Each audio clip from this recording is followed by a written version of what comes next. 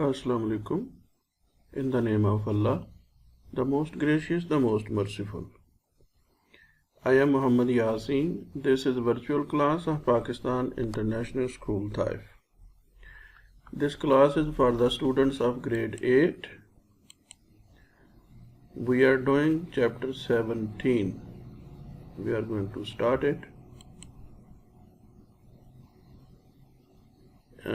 After today's lesson, we shall be able to write the essay Holy Quran. We shall be able to understand the passage given in chapter 17. We shall be able to understand the meaning and correct pronunciation of new words. We shall do grammar, chapter 16. In this chapter, we shall learn about present and past perfect tenses. Dear students, this is essay Holy Quran. This is just like a sample. I have written it for you. You can change it, add in it, leave from it as you like. I shall read it for you. It is easy to understand. Language is easy. Sentence structures are simple also. I have many books, but the Holy Quran is my favorite book. This is written in Arabic language. There are 30 parts called paras in it. This is the last book of Allah. It was revealed to our Holy Prophet, peace be upon him. Millions of people have learnt it by heart. This book guides all the human beings. Allah has made it easy to understand. There is a great reward to recite it. All the members of my family recite it in the morning every day. I recite it daily before going to my school. We recite it in our school also. I am proud of having such a great book. Yes, students, Holy Quran, you are all very much familiar with this great book revealed by Allah Almighty to our Holy Prophet, peace be upon him. You have to write a few sentences about this book when you are writing the essay. I think you have got the idea to write this essay. Yes, students, during last Zoom meeting, some of the boys asked me some questions. This question was there also. Some of the boys were saying, "Sir, the correct option is way." They told me this answer is correct. After walking for 10 minutes, he found that he was going in the wrong way. Dear students, I want to tell you the answer direction is correct and the way is wrong. It is not correct. I can tell you here the situation is someone is walking here and after walking for 10 minutes he found that he was going in the wrong way. In the wrong way is a phrase. It has different meaning. In the wrong way means to use something in such a way that is wrong. For example, chair is made to sit on. If you are standing on the chair, you are using the chair in the wrong way. But here the situation is different. Here someone is walking and after walking he found that he was going in. This in is very important also. We cannot say in the wrong way. It will be in the wrong direction. I am sorry. With the way we cannot write in. When someone is walking, situation is different also. I told you another situation. When you are standing on the chair, you are using the chair in the wrong way. In that situation, in the wrong way is correct. But when you are walking on the road, you cannot say in the wrong way. I am sorry. I have checked it also. In the wrong direction is correct answer. Way is wrong answer. I am sorry. It is not correct. Is that okay? After that, there was another question also. Monsoon wind blow in different directions. That is clear. In Indo-Pak region, the northeast monsoon bring hot, wet weather. This is false statement, dear students. I have given here some explanation also. In fact, northeast monsoon, which is mentioned here, northeast monsoon is mentioned here. That is called winter monsoon. and it blows from land to sea. It does not bring rain. It does not bring rain. It does not bring wet weather. That is why this statement is false statement. You can read that in detail also. Take some time to understand. In the Indo-Pak region, most rainfall in winter. No, in winter rainfall, but not most. Most more rainfall in summer in monsoon weather. Cold air rises. Cold air rises. It is wrong statement. Cold air does not rise. You know very well, we fill hot air in balloon and balloons start flying. This means hot air rises. You can see in the kettle also, hot air rises, cold air does not rise. That is also false statement. And here was something other also which I noticed. Yes, you told me here north of the Ganges. Ganges is Ganga river that is there in India. This is Ganga. And in English we read it Ganges. North of the Ganges the wind blows from the northwest. Here is written from the northwest. But in your book it is written north of the river Ganges, the wind is unable to rise over the high Himalayas and it turned towards the northwest. Here is written towards the northwest. Here is written from the northwest. Towards the northwest is different from the northwest. Towards the northwest and from the northwest, they are not same. That is why this statement is false statement. And the last one is clear for all of you. That is okay. Now we shall have a look of new words of chapter 17. Ashamed. Ashamed means feeling angry and disappointed about someone or something. Curry. Curry is a type of food of South Asia made of vegetable or meat cooked with hot spices. Custom means habit or tradition. Sweet meat is a dish that is made of sugar or covered with sugar. In this lesson, our focus will be needn't. Needn't is the language structure of this lesson. For example, there is a sentence, we don't have to work. We can change it, we can write it like this, we don't need to work, we needn't work.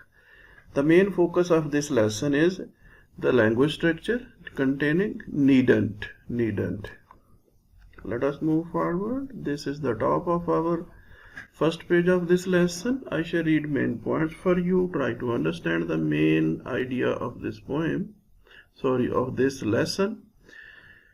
This is the second part of previous lesson. In fact, in previous lesson we read half of the story and we are going to read the second half of the story here in this lesson. Umar and the good fairy too. When Umar reached home, he told his mother, Budi, all about his first day at school. Budi told his mother, dear students, you try to remember the main points. They will help you to do the exercises and you should be able to read out this story to anyone other after finishing this reading. He told his mother, Budi, about his first day at school. He did not tell her about Sher Khan the tiger because he did not want to frighten her. Have you noted? He told about the first day in school, but he did not tell about the Sher Khan. He did not tell her about his meeting with Shabnam, the fairy of learning. Every morning, Umar got up very early and walked through the jungle with Sher Khan. At school, he worked hard and always did his homework and was soon top of the class. The other boys did not like this. They laughed at his poor clothes and his poor lunch of 2 wheat cakes and an onion. They had rich food, cakes of golden wheat flour, sweetmeats and candies, fruit and curries, but they never offered Umar any. Umar was too shy to eat his poor food in front of the other boys. He ate it on the way home. He always gave some to Sher Khan and the other animals. He and Sher Khan were good friends now, and sometimes he would ride on Sher Khan's back. Umar knew that he need not be afraid. Soon it would be the last day of term. The custom was for each boy to give the teacher a present. Umar liked his teacher and wanted to give him a present, but he had no money. He knew that the other boys would buy presents, for their parents were rich. Yes, their parents were rich. He felt very unhappy. How can I buy my teacher a present? He said, please help me, Shabnam. The goddess heard him and called down from the sky, you do not need to buy a present, Umar. Share your meal with your teacher. Shabnam is telling him, share my meal? Thought Umar, but I have only 2 little cakes and an onion. How can I share that with the teacher? All the boys will laugh at me. But he knew that he must obey Shabnam. At lunch time, all the boys gave the teacher their fine presents. The teacher was very pleased. Umar waited until all the boys had given their presents. Then he went out to the front of the class. He felt very ashamed. Sir, he said in a low voice, please share my little meal with me. The teacher was a kind man. He knew that Umar was very poor. He said, thank you very much, Umar, and opened Umar's basket. He gave 1 cake to Umar and took the other cake and the onion. Then he saw 2 more cakes and an onion in the basket. He was surprised because he thought there were only 2 cakes in the basket. He took 1 cake and gave Umar the other cake and the onion. Now the basket must be empty, but it was not empty. There were 2 more cakes and an onion in it. The teacher called for a tray. He put the cakes and onion in the tray. Then he saw 2 more cakes and an onion in the basket. He put them on the tray and 2 more cakes and an onion appeared in the basket. Soon the tray was full, and then another tray and another tray. This is magic, said the teacher. All the boys looked at Umar in a new way. They never laughed at him again. Umar was very happy. When he went home that night, he gave lots of cakes to the animals. Sher Khan had the most, of course, because he was the big guest. That night Umar and Budi had a good meal. Then they said a special thank you to the fairy Shabnam before they went to bed. They thanked her for looking after Umar. That night Umar had a dream. In the dream, Shabnam appeared and spoke to Umar. Tomorrow, she said, your basket will no longer be magic. If you have knowledge, you do not need to have magic. Learn all you can and you will be able to earn money. You will never need to be hungry and you will be able to look after your mother. The next morning, Umar's magic basket was empty. Yes, students, we have read the whole lesson. This is the true-false exercise. I think you understand the passage given in this lesson very well. With the help of that passage, we shall do this exercise. Let us start.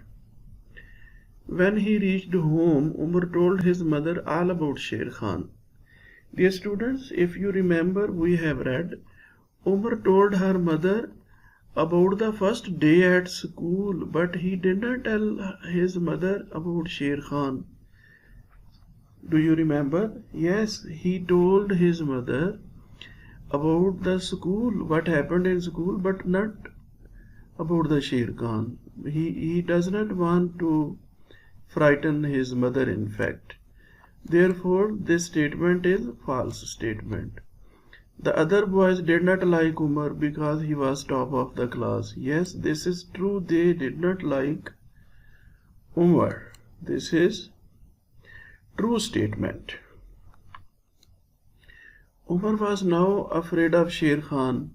No, he was not afraid of Sher Khan now. This is false statement.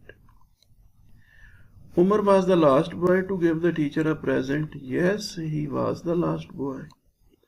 The teacher shared Umar's lunch with him. Yes, he shared Umar's lunch with him.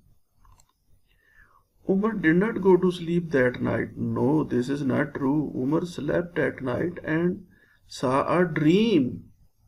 Without sleeping, can you see a dream? This is a false statement. There were no cakes in Umar's basket the next morning. Yes, this is true statement. Let us move forward. Dear students, this is the example of exercise 2.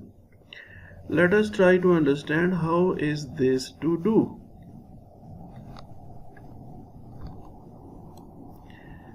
Change each sentence in two ways using don't need and needn't.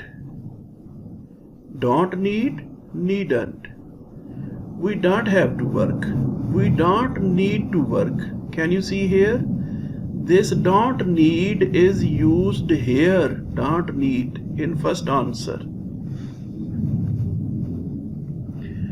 In our first answer, we shall use don't need, and in our second answer, we shall use needn't. Can you see needn't? We needn't work hard. If I change a part according to this, we don't have to pay, we shall write we don't need to pay. We don't have to pay, we don't need to pay because it is free. We don't have to swim, the second answer of part A will be we needn't pay. What will be here? The second answer will be we needn't pay because it is free. Let us write the answers of this exercise. We don't have to pay, we don't need to pay, we needn't pay. We don't have to swim, we don't need to swim, we needn't swim. I think you have got the idea. In our first answer, we write we don't need. In our second answer, we write needn't. We don't need, we needn't. These two will be used to make first answer and second answer. Again, we don't have to wear a coat in summer. We don't need. Here is don't have to. We write we don't need to wear. We needn't wear. The same thing in part number 3 and in part number 4 also. We doesn't have to wear.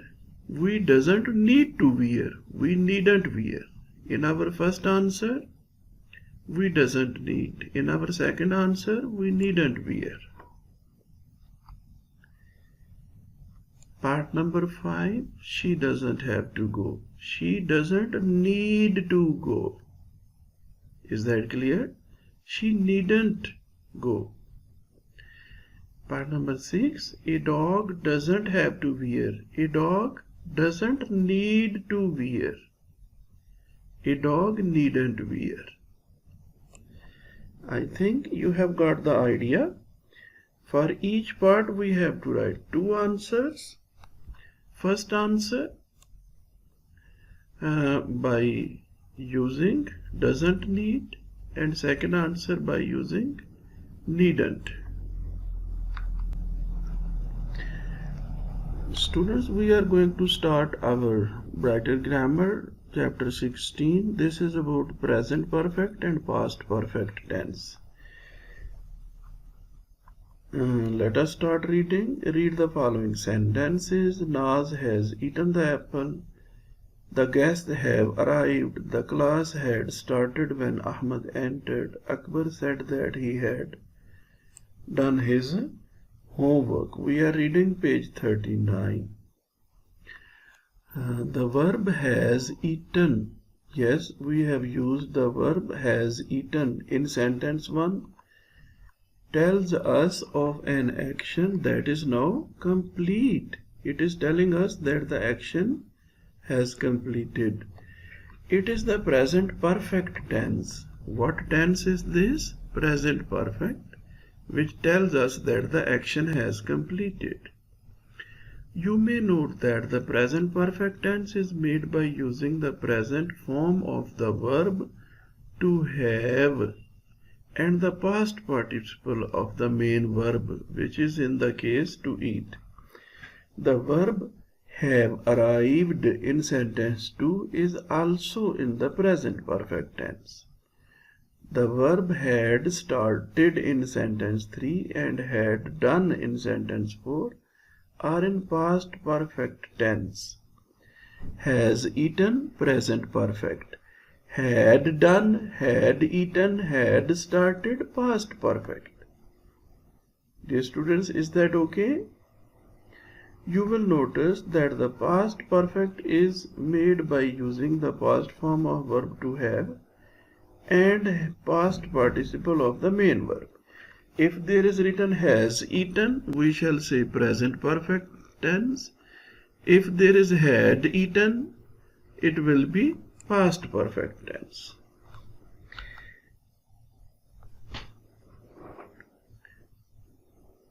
Yes, students, what is here? Learn the following table with main verb to eat.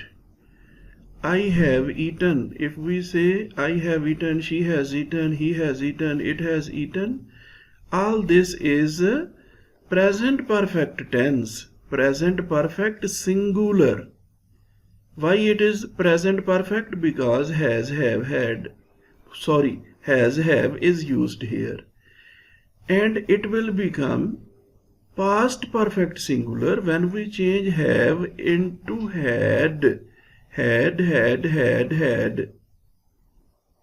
She had eaten, he had eaten, it had eaten. This is past perfect singular. And we can change it into plural. If we change I into we, she into you, we, you, they, these are called plurals. And this will be present perfect singular. This was present perfect singular. This will be present perfect plural. In the same way, this will be past perfect plural. Dear students, now we shall read the uses of the tenses. All these tenses are used for some specific purposes in different situations. Try to understand. I shall try to explain. If you read it 2, 3, 4 times, you will develop some understanding of this. For example, present simple. He goes out for a walk every day. He goes out for a walk every day. What does it tell us? It denotes a habit. Present simple is used to tell a habit. Number two, sometimes it tells us universal truth. For example, sun rises in the east. Sometimes it tells us future intention. For example, when does your examination begin? It start for I start for Mirpur tomorrow. This is another sentence. Both are telling us about our future intention.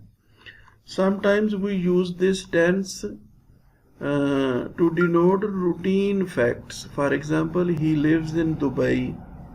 Sometimes we use it when someone actual words are quoted. For example, Keats says, "A thing of beauty is a joy forever." Dear students, these are the uses of present simple tense. We use present simple tense to express these things. Uses of present continuous tense. It denotes an action going on at the time of speaking. And now I am reading. I am reading means I am reading just now at this time. I am learning the tenses now at this time. It denotes a future plan. If we want to do something in future, we can use present continuous tense also. I am meeting the guest tomorrow. The inspector is visiting the school next Monday. These are two uses of present continuous tense. This is present perfect tense. It denotes an action just finished. He has done his homework. Means just now he finished his homework. For this situation, we use present perfect tense. They have arrived. Secondly, it denotes an action begun in the past and carried down to the present. Kareem has lived in this house for 4 years. She has taught here since 1988. These are the two uses of present perfect tense. Past simple tense. It denotes an action begun and completed in the past. He came here last night. The work started and finished in the past. I saw Anwar 2 days ago. Yes, the work started and finished in the past. This is the use of past simple tense. This is past perfect tense. It denotes an action completed at some point in the past before another action.